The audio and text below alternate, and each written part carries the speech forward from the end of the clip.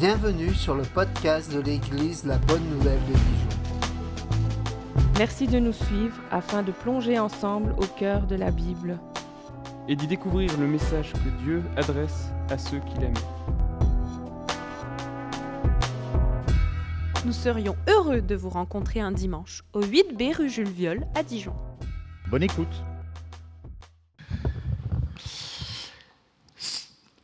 Vous allez bien ? Merci pour ce moment, merci pour tous ceux qui sont là. Je continue donc toujours dans notre prédication, la continuité de livre de Luc, qui est le livre des Actes que Luc a écrit à un certain Théophile, à un certain homme qui... alors on ne sait pas si c'est véritablement un homme ou si c'est une idée, mais en tout cas Théophile est quelqu'un à qui Luc veut transmettre ce qu'il a reçu, ce qu'il a glané comme information et qu'il a glané aussi de témoins oculaires. C'est terriblement important, ça, la notion du témoin oculaire, parce qu'à l'époque, les gens qui ont lu ou qui ont reçu les textes pouvaient encore chercher les points. Donc notre foi n'est pas un mythe, elle s'inclut dans une histoire, elle s'inclut dans une du son, quelque chose. Voilà. Elle est inclue dans une réalité, et c'est là où il nous faut toujours user de sagesse pour, lorsqu'on étudie l'Écriture, lui donner son contexte pour mieux comprendre les choses. Ce ne sont pas des mythes et des légendes, ce sont des textes ce sont des récits historiques, et c'est important de garder ça en tête.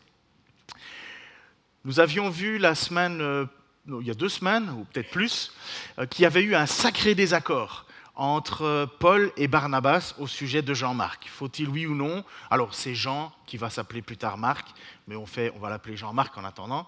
Marc. Donc il se pose la question, est-ce qu'il faut le garder oui ou non ? Paul dit non, il nous a abandonnés en cours de chemin, on ne le prend plus avec. Barnabas dit si, on va le prendre, moi je veux le prendre.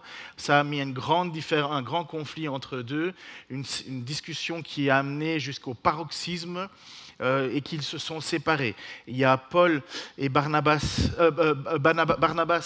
et Jean-Marc qui vont partir du côté de la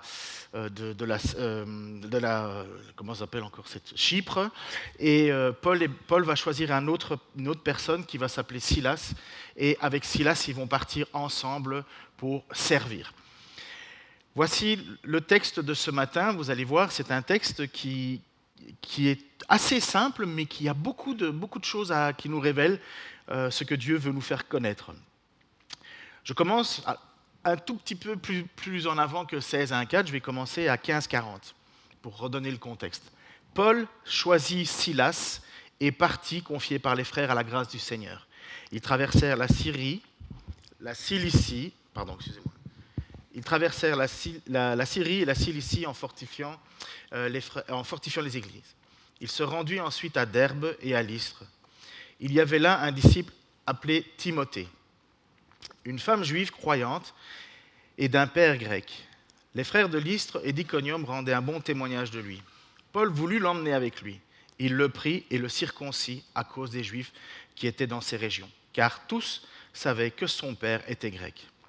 Dans les villes où il passait, il transmettait aux frères les décisions prises par les apôtres et les anciens de Jérusalem en recommandant de les respecter. Les églises se fortifiaient dans la foi et augmentaient de jour en jour. Donc après ce fameux grand désaccord qu'il va y avoir entre Paul et Barnabas au sujet de Jean-Marc, Paul va partir avec Silas. Silas, c'est un citoyen... Désolé, je ne sais pas pourquoi ça fait tout le temps du bruit. Je ne sais pas si c'est moi ou ça fait des bangs. J'espère que ça vous réveille, ça c'est sûr. Mais... Donc après le désaccord entre Paul et Barnabas, vous voyez, Paul va partir avec Silas. Silas, c'est un citoyen romain.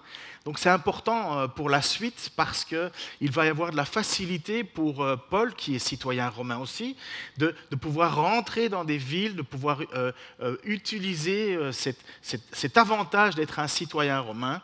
Ça veut dire qu'il fait partie finalement de l'élite, entre guillemets, de ces conquérants, à la différence de quelqu'un qui serait plutôt un vassal de l'Empire romain. Donc, Paul part avec Silas, et Paul parle avec Silas pour accomplir une mission qu'il avait déjà eu à cœur et qu'il aurait normalement voulu faire avec Barnabas. Et c'est là où il y a eu le désaccord. C'est en 15:36. Paul dit « Retournons visiter nos frères et sœurs dans toutes les villes où nous avons annoncé la parole du Seigneur pour voir comment ils vont. » On n'est plus dans une mission d'évangélisation. Il va y en avoir quand même pendant ce deuxième voyage missionnaire, mais là, Paul veut savoir comment vont ceux qui ont reçu cet évangile. Est-ce qu'ils ont persévéré? Est-ce qu'ils ont abandonné? Est-ce qu'ils ont succombé au message finalement des judaïsants qui, vous allez voir, voulaient les ramener à l'ancienne loi? Il est difficile de savoir exactement après combien de temps Paul dit « retournons voir ». Donc quand il dit « retournons visiter nos frères », on estime entre 3 et 5 ans. 3 et 5 ans, ça peut être long, vous savez, en 3 et 5 ans, il peut y avoir des belles choses comme il peut y avoir des choses très difficiles qui peuvent arriver dans une vie. Essayez de vous souvenir ce qui se passait pour vous il y a 5 ans, où vous en étiez. Pour certains, je sais qu'ils n'étaient pas mariés il y a 5 ans, vous n'avez pas d'enfants. Pour d'autres, vous étiez encore au travail, maintenant vous êtes retraités. Pour d'autres, vous avez dû pleurer la disparition de frères et d'êtres chers. Pour d'autres, vous êtes sortis d'une maladie. Pour certains, vous êtes rentrés dans une maladie. Mais bref, vous savez qu'en 3 et 5 ans, il peut se passer pas mal de choses. On voit que Paul a ce souci maintenant de savoir où ils en sont. Ils n'ont pas les moyens de communication comme on a. Il y a quand même de la communication parce qu'il y a des gens qui bougent, qui vont à gauche, à la droite. Mais pour nous, aujourd'hui, 300 km, c'est rien. Pour eux, c'était énorme, 300 km. Les routes n'étaient pas aussi évidentes que nous. Et puis, il y avait surtout aussi sur les routes beaucoup de vagabonds, beaucoup de dangers sur les routes. Lorsqu'ils ont annoncé l'Évangile et lorsqu'ils ont fait grandir ces communautés, ils ne sont pas restés une journée, ils sont partis, bien souvent ils sont restés quelques jours, quelques semaines, quelques mois, et rapidement en fait ce qu'ils faisaient c'est qu'ils y installaient des responsables d'église. Responsables d'église, ça peut être des bergers, pasteurs, surveillants, évêques anciens, c'est la même fonction. Il y en a qui ont voulu mettre des gradations avec l'évêque qui serait au-dessus de l'épiscope ou l'épiscope au-dessus de l'évêque, les bergers seraient en dessous et donc finalement ça aurait donné une gradation et il faudrait passer de niveau en niveau pour atteindre finalement Jésus-Christ. On ne voit pas ça dans les Écritures, on voit que Dieu donne des responsables et il donne à travers ces responsables des noms différents, comme je répète, ça peut être berger, pasteur, enfin berger, pasteur c'est la même chose, surveillant, évêque, ancien. Et pendant ce temps, qu'est-ce qui se passe-t-il de ces premières missions? On peut relever que les églises et les disciples étaient remplis de joie et du Saint-Esprit dans ces églises-là que Paul avait laissées derrière eux. Ils célébraient la parole du Seigneur et tous ceux qui étaient destinés à la vie éternelle crurent. La parole du Seigneur se propageait dans tout le pays. C'est toujours à cette période où Paul et Barnabas font leur premier voyage missionnaire. Et ils fortifiaient l'esprit des disciples, les encourageaient à persévérer dans la foi en disant « c'est à travers beaucoup de difficultés qu'il nous faut entrer dans le royaume de Dieu ».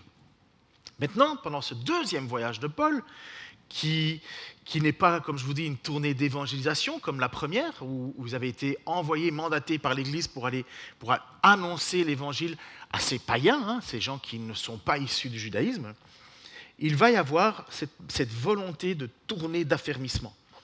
Prendre des nouvelles de la foi des enfants qui ont grandi, parce que, oui, il y a un gros problème, on l'a vu un petit peu plus en avant, il y a des juifs, on va dire des chrétiens judaïsants, difficile encore à définir s'ils sont chrétiens pour certains, qui disent qu'il faut absolument se faire circoncire si on est chrétien. Donc, vous allez déjà vous annoncer l'évangile à des non-juifs, et puis vous leur dites, bon, il faut que vous vous fassiez circoncire parce qu'il faut que vous obéissiez à la loi. Je ne pense pas parfois qu'on réalise le commun des mortels, lorsqu'on lit ces textes-là, on se dit, c'est juste une circoncision, c'est pas très grave, c'est juste un morceau de chair qui s'en va. Mais c'est bien plus profond que ça le problème. C'est bien plus profond parce qu'en fait, ils ne se rendent pas compte, et c'est pour ça que Paul se bat contre ça, c'est qu'ils ils veulent propager un retour à la loi. Un retour à la loi. Ils veulent réinstaurer la loi. Ils oublient que Christ a accompli la loi. Et c'est un bon rappel en même temps pour nous. Qu'est-ce que Christ a accompli à la croix? Il a accompli ce qu'on était incapable de faire. Obéir à la loi. Impossible. C'est même plus que ça. Il n'a pas seulement juste été capable d'accomplir toute la loi, d'obéir à toute la loi. Il a fait quelque chose qui est au-delà de ce qu'on peut imaginer. Ce qui n'existe nulle part ailleurs dans aucune religion au monde. Dieu lui-même qui prend notre place. Écoutez ce que va dire Paul en 2 Corinthiens chapitre 5, versets 19 à 21. En effet, Dieu était en Christ. Il réconciliait le monde avec lui-même, en ne chargeant pas les hommes de leurs fautes. Et il a mis en nous la parole de réconciliation. Nous sommes donc des ambassadeurs pour Christ, ça c'est l'apôtre Paul qui se définit, comme si Dieu adressait pour nous son appel. Nous supplions au nom de Christ, soyez réconciliés avec Dieu. En effet, celui qui n'a pas connu le péché, il l'a fait devenir péché pour nous, afin qu'en lui, nous devenions justice de Dieu. En gros, si vous comprenez bien, ce que Paul veut se battre contre ces judaïsants, c'est qu'il dit, ou bien Christ est devenu péché pour toi, et il a accompli la loi pour toi, ou bien tu réaccomplis la loi toi-même. Ou bien tu acceptes la grâce que Dieu a fait, mais tu l'acceptes complètement, ou bien tu retournes aux règles et aux lois, et essaye de te sauver maintenant toi-même par ces règles et ces lois. Qui d'entre nous pourrait obéir à la loi? Personne n'y est arrivé. Personne dans l'Écriture n'est arrivé à obéir à la loi. L'Épître aux Romains va dire même que la loi, quelque part, pour les pécheurs que nous sommes, est une malédiction. On ne peut pas s'en sortir. Est-ce que la loi est mauvaise? Non, justement, ce n'est pas du tout que la loi est mauvaise. Cette loi, elle est totalement parfaite. Et parce qu'elle est totalement parfaite, elle n'est pas adaptée à nous. Il y a une règle au Québec, c'est qu'on roule à 100 km/h normalement. Ça, c'est la loi. Vous voyez les panneaux, 100 km/h. Mais en réalité, tout le monde sait qu'on peut aller jusqu'à 118. Et qu'après 118, on est flashé. Pourquoi il y a ça? Parce que personne n'est capable d'obéir à ce fameux 100 km/h. Alors, rien à voir avec la loi de Dieu. Mais s'il est dit « tu ne convoiteras pas » et que j'ai convoité, foutu. Combien de fois je n'ai pas convoité? Colère, jalousie, combien de fois j'ai pris le nom de Dieu en vain? Mais justement, cette loi nous condamne, c'est fini. Eh bien, en Christ, on ne l'est plus. Alors, justement, Paul se bat contre ces gens qui sont issus du judaïsme et ils disent, si vous voulez être un bon chrétien, il faudrait que vous obéissiez à la loi de Moïse. Ce n'est pas qu'on est sans loi, mais on sait très bien que si on retourne sur le fardeau de la loi, on n'y arrive pas. Il n'y a rien de plus décourageant de me demander de passer un examen que je sais que je vais rater. Il n'y a rien de plus décourageant que de passer une épreuve dont je sais que je vais rater. Je fais quoi? Donc sur son chemin, Paul va s'enquérir de ces gens-là et de voir où ils en sont. Et sur ce chemin, il va rencontrer entre Derbe et Lystre un jeune Timothée. Le jeune Timothée que maintenant, pour ceux qui ont déjà lu la Bible, vous connaissez un peu son histoire, pour d'autres c'est la découverte. Timothée doit avoir, au moment où Paul le rencontre, une vingtaine d'années. Timothée a dû entendre la prédication de l'apôtre Paul 3 ou 5 ans avant. Donc Timothée devait avoir entre 15 et 17 ans lorsqu'il a entendu Paul venir dans sa ville, ou à Derbe ou à Lystre, on pense plutôt à Lystre, mais et c'est là qu'il a entendu le message. Alors où est-ce que c'est lui, ou est-ce que c'est sa mère et sa grand-mère? Parce que Paul va écrire à Timothée en se souvenant de la foi de la mère et de la grand-mère, en 2 Timothée 1,5. Je garde en effet le souvenir de la foi sincère qui est en toi. Elle a d'abord habité dans ta grand-mère Loïs et ta mère Eunice, et je suis persuadé qu'elle habite en toi. Donc, lorsque l'apôtre Paul est passé dans ces villes, il a rencontré Eunice et Loïs, mère et grand-mère de Timothée. Et c'est elles qui ont accepté le message de l'Évangile. C'est elles qui sont passées du judaïsme au christianisme. C'est elles qui ont finalement espéré dans ce Messie annoncé dans le judaïsme et ont décidé de devenir chrétiens. Chrétien veut simplement dire suiveur de Christ. Son père, à Timothée, était grec.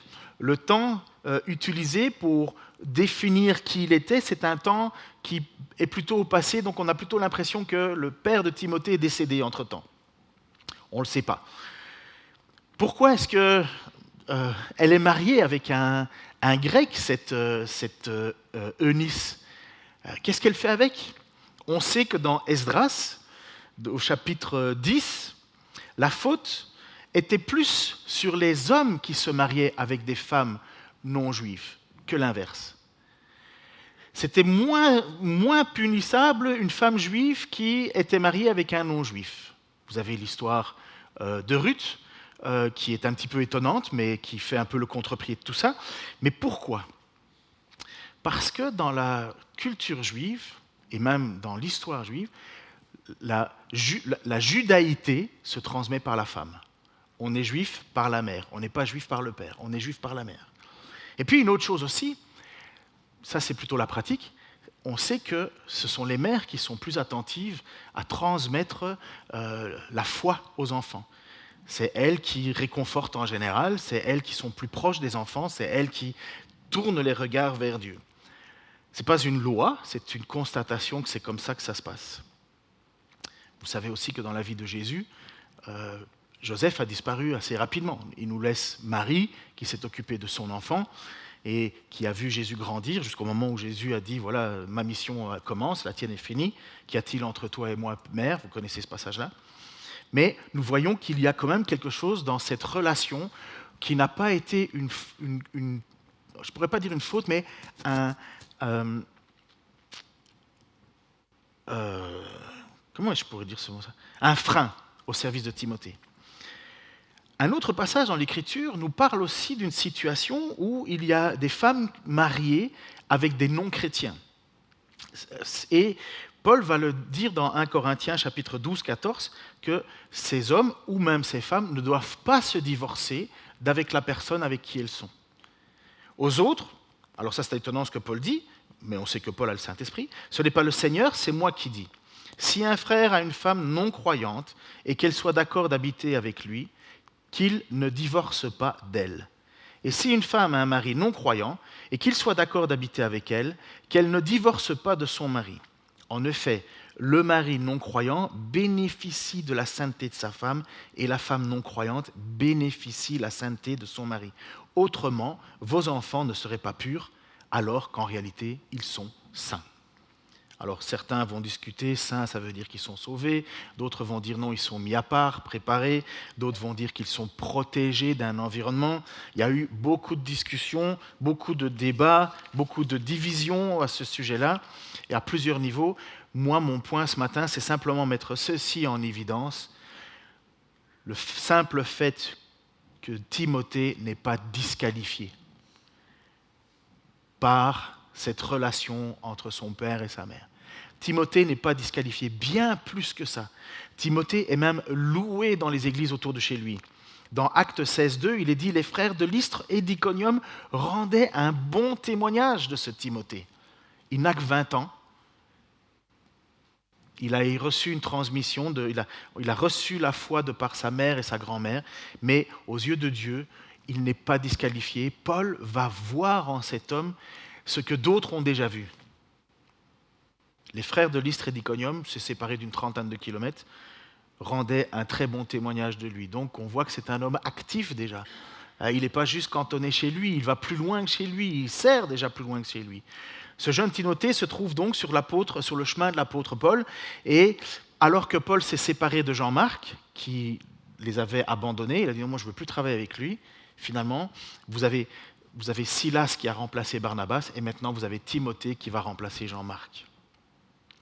Et quoi de plus naturel pour Paul de proposer à ce jeune homme, est-ce que tu veux partir en mission avec nous ? Déjà, il a une très bonne réputation autour de lui. Paul sait très bien vers quoi il s'en va. Ce sont des missions qui sont assez difficiles. La raison, Jean-Marc a eu peur, il a abandonné. Et il propose à Timothée, veux-tu venir avec nous ? Des textes bibliques parlent un petit peu du caractère de Timothée. Quel est ce bonhomme, ce jeune homme ? Bonhomme, c'est un petit peu péjoratif. Quel est ce jeune homme ? Plusieurs traits bibliques dans les commentaires, où vous pouvez le lire. C'est un jeune, déjà, réservé, parfois timide, mais fidèle et persévérant. Il a un bon renom auprès des croyants. Il est considéré comme sérieux et digne de confiance. Il est profondément centré sur les intérêts de Jésus-Christ. Paul va dire à un certain moment, beaucoup cherchent leur propre intérêt, non ceux de Jésus-Christ, mais que Timothée fait exception. Timothée ne cherche pas le bien pour sa vie, Timothée cherche le bien pour Christ. C'est un serviteur zélé pour affermir la foi des autres, encourager, prendre soin pastoralement les communautés. Et sa vie illustre un disciple de Christ plus qu'un simple disciple de Paul. Sa fidélité à Jésus est première, même si on sait que le lien qu'il va avoir avec Paul est très fort.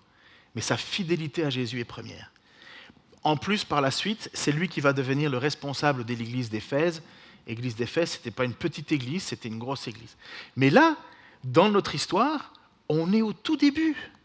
On est juste de la rencontre de Paul avec ce jeune homme qui a déjà une bonne réputation.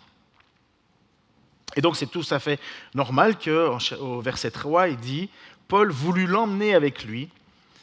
Et puis c'est là où on lit un peu la suite, on se dit « Il le prit et le circoncis à cause des Juifs qui étaient dans ces régions, car tous savaient que son père était grec. » Alors je ne sais pas si vous êtes comme moi, mais en lisant ça, je me dis « Mais Paul n'arrête pas de proclamer partout qu'il ne faut pas circoncire les gens, c'est fini, la circoncision n'est plus un signe. Il faut au contraire, il faut abandonner tout ça. Et là, il le prend, le texte nous dit il le circoncis, donc un peu plus d'intimité entre Paul et Timothée. Apparemment, c'est Paul qui a circoncis Timothée. À l'hôpital où je travaille, ils font ça, les circoncisions. C'est toujours un peu délicat parce que quand je regarde la fiche des patients que je vais aller chercher, je vois ce qu'ils font. J'essaye de blaguer, mais moi, on sait très bien qu'il y a une petite gêne, c'est évident. C'est plus facile de parler à quelqu'un qui même va se faire remplacer la hanche ou le genou, parce que je lui dis, vous savez, c'est les gens qui sont là, le lendemain vous êtes dans les escaliers, et dans 2 semaines vous allez aller danser. Tu vois, mais pour la circoncision, j'avoue que je ne dis pas grand-chose. Parce qu'il y a quand même... Donc nous avons Timothée, 20 ans, j'ai eu le cas justement, c'était un jeune de 20 ans, Timothée, 20 ans, qui va se faire circoncire par les mains de Paul. Hey, vous avez quand même, je ne sais pas pour mesdames, ça ne vous concerne pas trop, mais vous les gars, je ne sais pas quoi, ça crée quand même un stress, non? Surtout qu'on a envie de dire, mais tu dis à tout le monde de ne pas le faire. Et pourquoi moi je devrais y subir? Parce qu'il y a une vérité dans l'Évangile. Il y a quelque chose d'encore plus profond. Mais premièrement, revenons quand même à la certitude que ce n'est pas quelque chose qu'on impose aux chrétiens. On ne revient pas sous la loi. Écoutez bien. Moi, Paul, je vous le dis, Galates 5, 2, 12. Moi, Paul, je vous le dis, si vous vous faites circoncire, Christ ne vous servira à rien.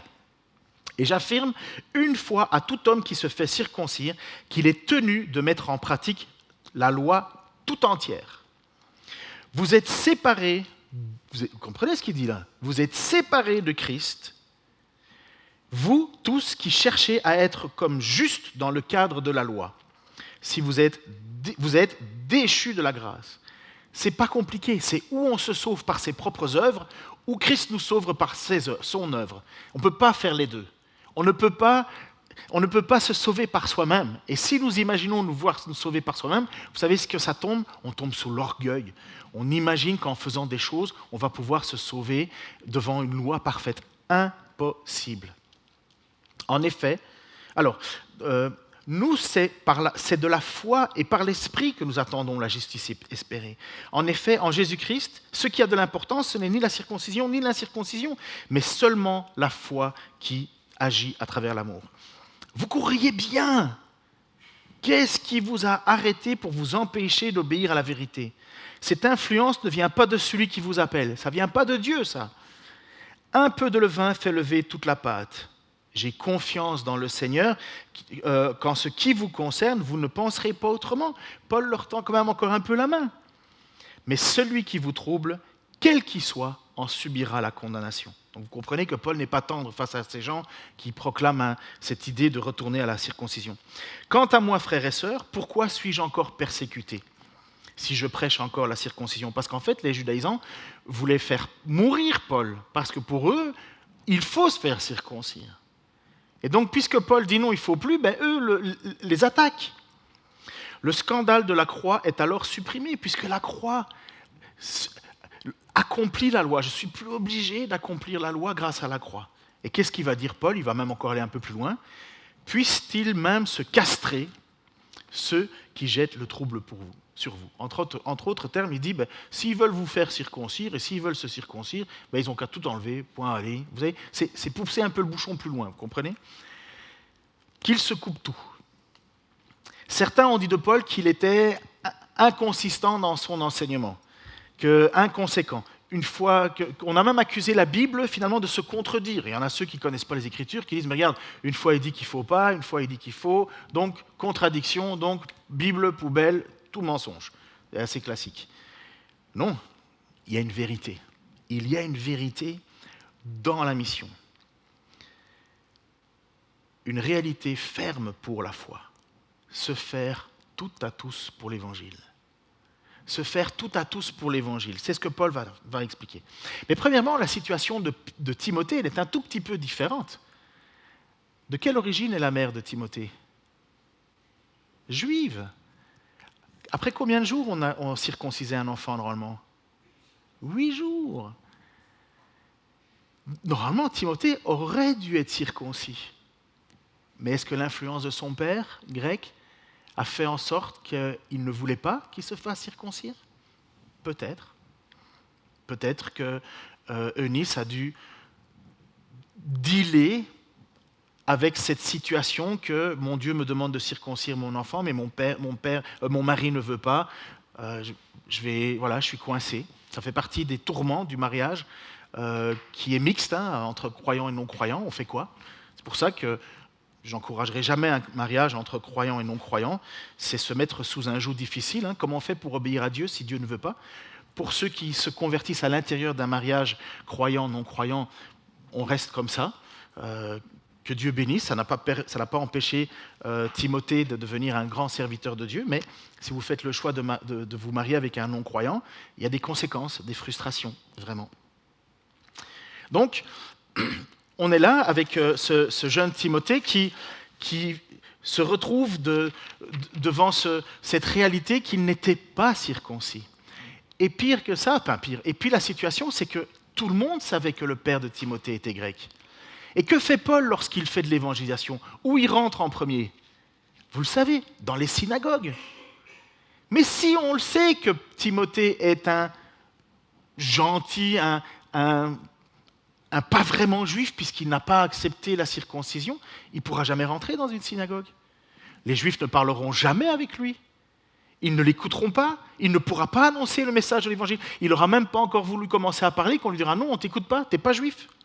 Nous n'avons rien à faire avec toi. » Paul sait tout ça.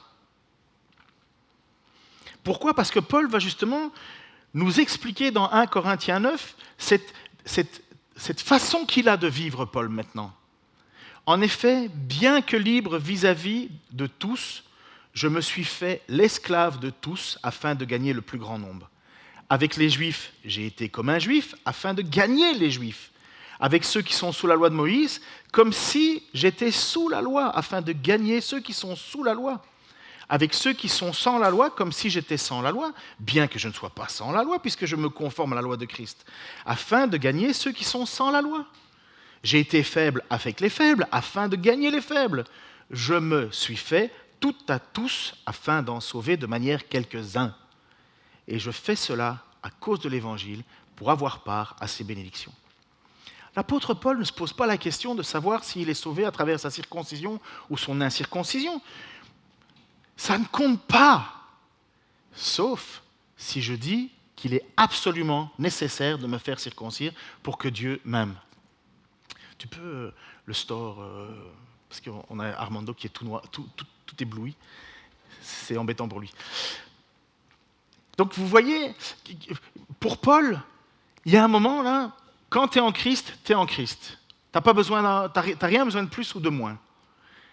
Mais il y a une réalité, c'est que Paul est prêt à abandonner ses droits pour aller annoncer l'Évangile. Il est prêt à se faire juif avec les juifs, païen avec les païens. Il n'a pas de souci de rentrer dans un temple pour annoncer l'Évangile. Il n'est pas en se disant « si je rentre dans ce temple, je vais perdre mon salut, je vais être influencé par le mal. » Non, pour ça, Paul dit non. Rien à voir avec tout ça. Paul n'a aucun stress avec ça. Il n'a pas de stress avec l'idée que quelque chose pourrait venir lui arracher ce salut que Christ lui a offert. À moins que Paul renie Jésus-Christ lui-même, c'est pas ça qu'il veut faire. Mais Paul, il va dire, si moi je veux rentrer dans une synagogue et qu'on me dit de faire comme ceci, je fais comme ça. Si on me demande d'aller dans un autre endroit, s'il faut être faible, je vais être faible. Il s'adapte. La raison pour laquelle Paul va donner cette condition, Timothée l'a bien compris, puisqu'il s'est fait circoncire. Ça prouve, encore une fois, une grande qualité dans ce jeune homme, d'être capable de se soumettre et de ne pas revendiquer ses droits absolus.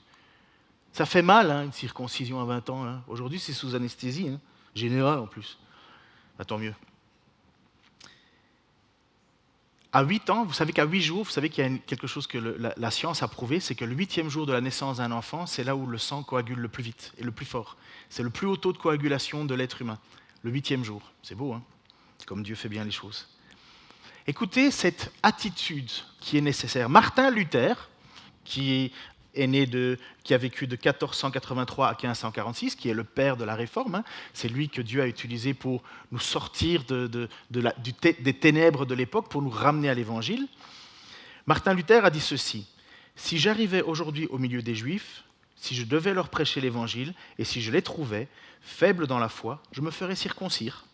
J'observerais leurs règles, leur manger et pour le boire, car refuser de me conduire d'après leur rite, ce serait me fermer la porte à moi et à mon évangile. » Luther disait, s'il fallait que je me fasse circoncire pour annoncer l'évangile aux Juifs, je le ferais. Hudson Taylor, vous connaissez Hudson Taylor? Vous avez déjà entendu parler? Bon, le nom de famille, ça n'a rien à voir avec moi, même si je m'appelle Taylor. Je ne pense pas, il faudrait que je cherche, mais ça m'étonnerait. Il n'y a pas un air de ressemblance? Pas sûr. Hudson Taylor, 1832-1905. Il est considéré comme le pionnier de l'œuvre missionnaire en Chine intérieure. Il y avait la Chine qui avait déjà commencé à être un peu évangélisée, les côtes et compagnie, ce qui était très accessible par les bateaux, mais rentrer en terre de Chine, la mission intérieure de Chine, personne ne s'était encore aventuré là-bas.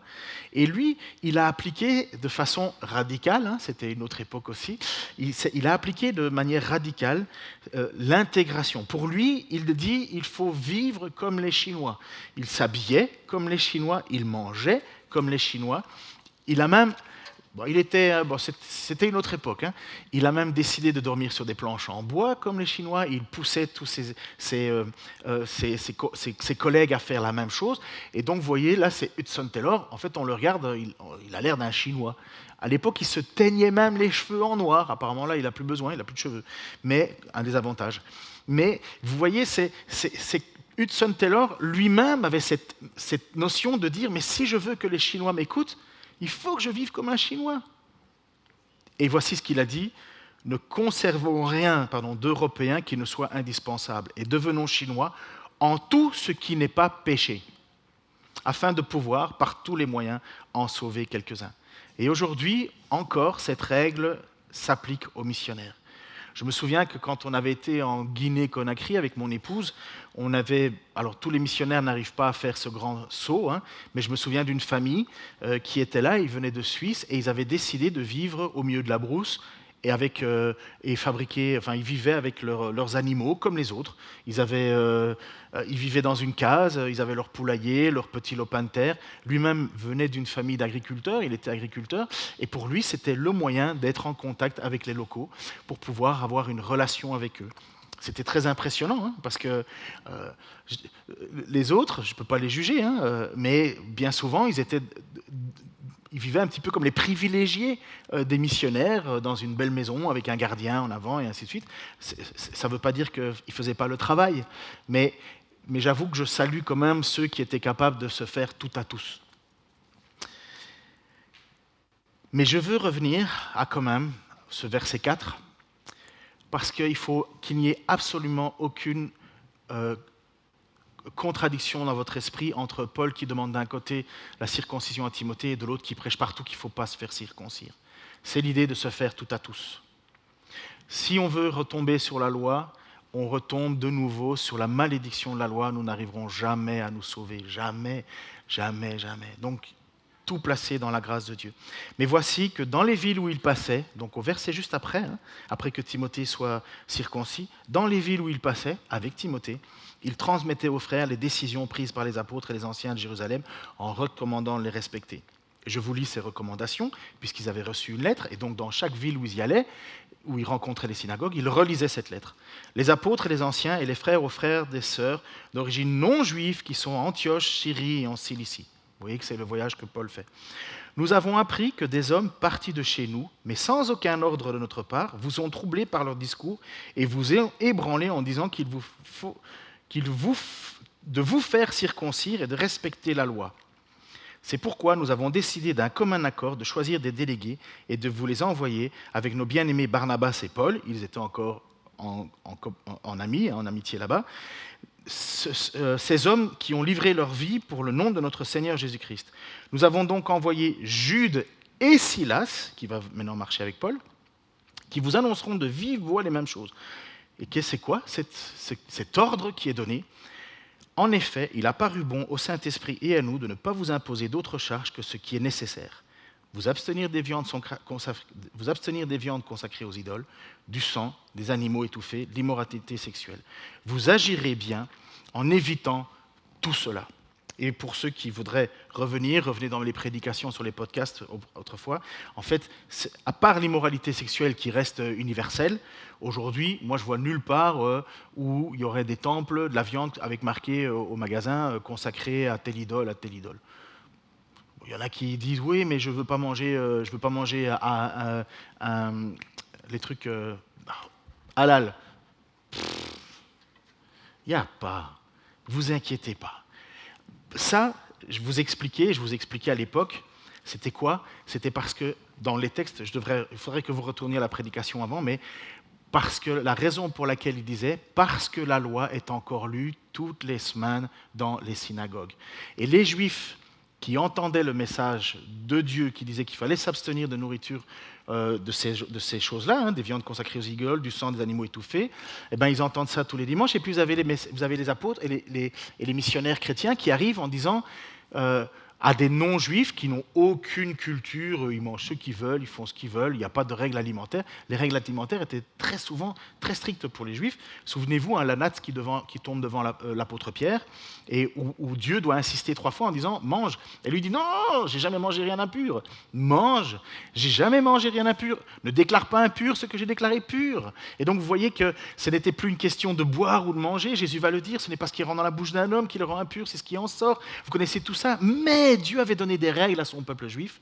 Et là, nous sommes dans une transition entre des juifs, enfin des chrétiens qui viennent qui n'avaient pas les règles juives, et puis vous avez des chrétiens qui avaient les règles juives. Et dans un souci de vivre ensemble, voici ce qu'ils leur disent. Premièrement, on n'impose pas la circoncision aux non-juifs. Pourquoi ? Parce que ce n'est pas juste la circoncision, c'est vous n'allez pas retourner sous la loi. Vous n'allez pas retourner sous la loi. C'est là le problème. Et puis pour le reste, on va vous demander d'apprendre à vivre ensemble. Et qu'est-ce qu'ils demandent alors aux non-juifs chrétiens ? De s'abstenir de viande. S'abstenir. Ce n'est pas interdit, pas besoin. Quand vous avez une réunion, si tu as un juif à côté de toi, tu ne vas pas lui manger, tu ne vas pas aller manger une viande que lui considère comme impure. Abandonne ça. Tu n'as pas besoin. Si maintenant vous avez un frère ou une sœur qui, elle, dit « Ah non, moi, j'ose pas manger halal », tu ne vas pas aller chercher, tu ne vas pas dire « On va dans un kebab ». Tu vas ailleurs, tu fais quelque chose d'autre. Tu vois, si lui, sa conscience est faible et il croit que ça va lui faire perdre sa relation avec Jésus, il ne perdra pas sa relation avec Jésus, mais il y en a certains, ils sont faibles. C'est tout l'argument de l'Épître aux Romains, chapitre 14, je crois, ou quelque chose comme ça. 14, 15, 16, ouais, sur la question de certains qui ont des consciences plus fortes, d'autres plus faibles. Et puis, il va leur demander aussi du sang et des animaux étouffés. Pour nous, le sang, là, il y en a certains, moi je me souviens, ils me disent « Ah non, j'ai pas le droit de manger un steak saignant. » Ah bon ? C'est sûr que moi, premièrement, je ne prendrai jamais un bol de sang et je ne vais jamais le boire comme ça, parce qu'il y a des cultures, vous savez, on fait ça. Si je devais leur annoncer l'évangile et que j'aurais aucun chrétien autour de moi et que si pour pouvoir leur annoncer l'évangile, ils me le disent « Mais enfant, il faut que tu te soumettes à ce rite-là », je vais le faire. Je n'ai pas envie de le faire, mais je vais le faire. Je vais le faire tout à tout. Ce n'est pas un péché. c'est pas ça qui va me séparer de Dieu. Mais vous comprenez qu'il y a un moment où je ne vais pas le faire devant ceux qui sont mal affermis. Timothée ne semblait pas être un homme mal affermi. Puis, voilà cette règle qui est placée. La règle, c'est ne pas être une source de scandale pour des choses qui n'en valent pas la peine. Si je devais vous encourager, je termine avec ça, avec 4 petits points. Si je devais vous encourager ce matin avec ce message, je dirais à vous, parents, enseignez vos enfants, parlez-leur de Dieu, comme Eunice et Loïs l'ont fait. On ne sait pas ce que Dieu peut faire avec votre enfant. Paul a vu les fruits en Timothée. Il y avait certainement d'autres enfants aussi, mais Paul a vu, et c'est parce que Eunice et Loïs, mère et grand-mère, ont transmis quelque chose que ça a fait grandir en Timothée. Le deuxième point, si vous êtes dans un couple mixte croyant-non-croyant, ne perdez pas espoir. Timothée fut le plus grand collaborateur de Paul. Si tu es jeune et que tu as été touché par la foi en Jésus, est-ce qu'on rend un bon témoignage de toi? On rendait un bon témoignage de Timothée à Lystre et à Iconium. Souvent, je repense à notre jeune Raciel. Vous avez la photo, pour ceux qui ne le savent pas. Raciel, tout jeune, tout fafoule. Vous connaissez le mot fafoule, fafoule jeune. Et pourtant, touché par la grâce de Dieu. Aujourd'hui, Raciel, il fait ses études à l'IBG. On a eu la grâce de l'avoir au milieu de nous. On l'a vu un peu grandir, mais on a vu l'appel de Dieu. Aujourd'hui, Raciel, il est à l'IBG et maintenant, il va partir sur Grenoble faire son stage là-bas. Et Raciel est encore tout jeune et il va certainement devenir lui-même plus tard un responsable dans une église. Mais c'est quand même beau de voir cela, de voir des jeunes touchés, très jeunes parfois. Moi, je me souviens, bref, c'est pas grave pour moi. Mais c'est beau et il faut encourager ça. Et puis, si tu as le but d'annoncer l'évangile autour de toi, apprends à être flexible. Il y a des comportements qui te fermeront directement à la porte avant même que tu aies pu ouvrir la bouche. Si ça vient de toi, change, mais ne pêche pas. Il faut se faire tout à tous. Seigneur, merci pour ta parole, merci pour ta grâce, merci pour ton amour. Seigneur, bien des fois, Seigneur, lorsqu'on lit ta parole, on a l'impression d'être complètement à la ramasse. Moi, je n'ai pas l'impression, Seigneur, d'avoir été le meilleur père, le meilleur enseignant pour mes enfants. J'ai fait, Seigneur, dans ma vie de chaque jour, ce que j'ai pu. J'ai voulu leur transmettre. Je te remercie, Seigneur, que tu as quand même touché un cœur, Seigneur, celui de ma fille. Je te remets toujours mon fils entre tes mains. Je prie pour lui, Seigneur, en ne sachant pas. Seigneur, je te remercie aussi que lorsque j'étais tout jeune, des personnes ont vu en moi mon désir de te servir et m'ont aidé, m'ont pris sur leur aile, m'ont fait grandir. Merci Seigneur aussi parce que tu nous aides et tu veux, Seigneur, que l'on soit plus flexible en tant que chrétien. Apprends-nous à discerner les choses importantes et pas importantes. Que nous ne soyons pas tes serviteurs qui manquent de fermeté, Seigneur, au point d'avoir peur de perdre à chaque fois quelque chose.